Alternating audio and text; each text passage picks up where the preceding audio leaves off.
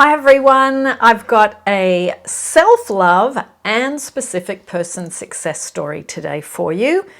It's from K Rags and they have said, I wanted to share my journey from escaping a narcissistic relationship to achieving significant self-love and a specific person. Encouraged by your channel and coaching.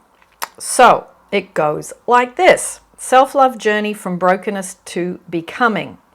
About a year ago, I received a message from Agnes in response to a question I had about self-worth. She urged me to re-examine the value of my own family, even as a single parent, and to reimagine what family truly means. That encouragement became the spark that set me on a healing journey through my past, present, and future. As I leaned in, I was confronted with the truth. I had been caught in an extreme and unhealthy dynamic with someone I had worked and served alongside, a person who mirrored the patterns of a textbook narcissist. We never lived together, but our closeness through ministry and work created a tie that allowed manipulation to creep in. Along that journey, I came to a painful but liberating realization. What I thought love was had really been a cycle of love and sex addiction.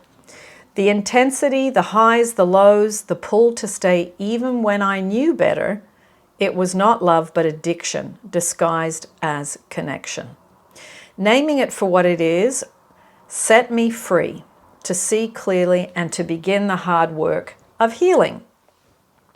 Through Agnes's videos about narcissistic relationships and love addiction, I saw, for 8 years, his control was layered with charm, public displays, and subtle deceptions. When the veil finally lifted, I realized the cost. If I didn't leave, I would not only lose my peace, but my life. My daughters and my close relationships were already suffering from the indirect harm of my silence. When I drew boundaries, he escalated. Suddenly there were words of love, apologies, dreams of building a life together. But 2 weeks before my grandmother passed away, she looked me in the eye and said, "Don't fall for it, Kay. You'll give in one more time and it will still be the same. Just leave it alone." Her words became my anchor. After that, the darkness deepened. Stalking, threats, trespassing, slander, public humiliation, even revenge porn. The community was stunned when the truth surfaced, leading to charges of sexual harassment and stalking. I filed a restraining order and lived in fear of the illusion of power I thought he held. But over time, I saw it for what it was, a smokescreen. I had tried to leave before, thinking I could keep my dignity, but the truth was I mistook his attention for love. That lie kept me bound. And then came the voice of Agnes again, self-love, self-love, self-love. Over the next year, I immersed myself in her videos, meditations, and teachings. It was not easy to love myself while facing a man I once thought I would marry who had become my greatest enemy. But I began to understand something vital. I had been participating in the creation of this reality. If I could create this, I could create something else. I began incorporating teachings from Neville Goddard, Elmer L. Locker Jr.'s YouTube channel, Joe Vitale, and Abraham Hicks. I learned to live in the end, to visualize the life and love I desired as already real, and to align my inner vibration with the reality I wanted. I practiced conscious imagination, affirmations, emotional alignment, knowing that what I held in my inner world would manifest in my outer world. Ho'oponopono became another turning point, speaking the words, "I'm sorry, please forgive me, I love you, thank you." I love you shifted my heart. It did not excuse his harm. It released me from bitterness.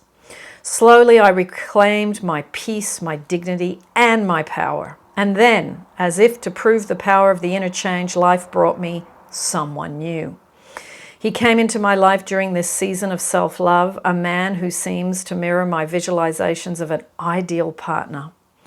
Our relationship was unorthodox. Not much time together physically, but we spent countless hours in conversation about life's deeper struggles and wonders. Within 2 months, we were saying, "I love you." He admitted that after his divorce, he hadn't dated, and that the way he felt and treated me was unlike anything he had ever known. And here was the difference. Though we did at first, we chose not to have a physical relationship. That choice, unusual by the world's standards, actually strengthened our resolve. It allowed me the space to heal, to break free from the patterns of love and sex addiction, and to build something rooted in spirit, imagination, and conscious creation, rather than dependency. Just before the silence between us began, my father passed away. In that moment of grief, he reached out and consoled me. His comfort was real, and I felt his presence. But soon after, he pulled away into silence.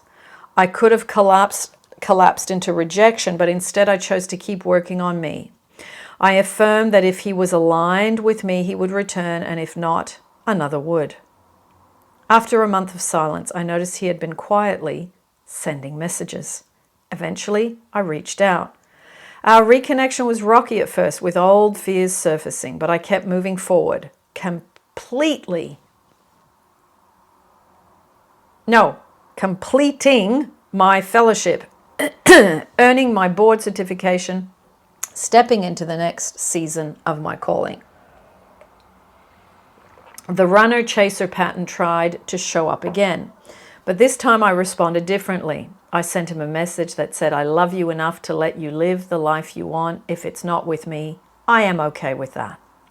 I returned to my practices, living in the yen, night, affirmations, ho'oponopono, gratitude, and being fully present in my profession. When I came back from a planned cruise, I turned on my phone to a long message from him. He said he missed me, that his silence was born from fear of relationships, that there was no one like me, and that he loved my spirit and always would. What amazed me the most was this. Other than talking and messaging, we had not seen each other in nearly 9 months. Where was this shift coming from? From within me, from my own self-love, imagination, and vibrational alignment. Neville Goddard's principle that imagination creates reality, Abraham Hicks's teaching that emotion is the indicator of alignment, and Locker and Vitale's work on conscious creation became living proof. I began examining my inner talk. As Agnes and Locker taught, I realized my inner self was conditioned to expect the worst. So I did the work of resetting and speaking life. As I changed my inner language and vibration, his actions changed too. Now he video calls consistently. He communicates openly. He has confessed that he is done searching, that I am the only one who has captured his heart. And still, even in his vulnerability, he asks, "What if you leave me like everyone else?" That is when I knew the real work is not about controlling him, but about continuing to cultivate my own love, imagination, and aligned vibration for the relationship I desire. Because everything I experience flows first from within me. I am no longer the woman who tolerated manipulation and fear. I am the woman who speaks, heals, and creates from love. Even in my father's passing, I was reminded that grief and love are deeply entwined. My SP's voice consoled me in that moment, and though silence followed, I see now that it was part of God's way of stripping away the illusions and refining me. His later confession of love was not just about him, but it was a mirror of my own transformation, the fruit of the self-love and conscious creation I had finally embraced. By God's grace, I know now love begins with me. And when I am rooted in that truth, no loss, no betrayal, no silence can take it away. Blessings. K. That is absolutely beautifully written. Wow. Profound. So amazing. So I will put in the description the bits and pieces that Kay has referred to, all the things she did, because I so love a story about relationships where the self-love has become the foundation. Woohoo! This is so great. So excited. So, and this was a big, steep learning curve. Okay. I can see,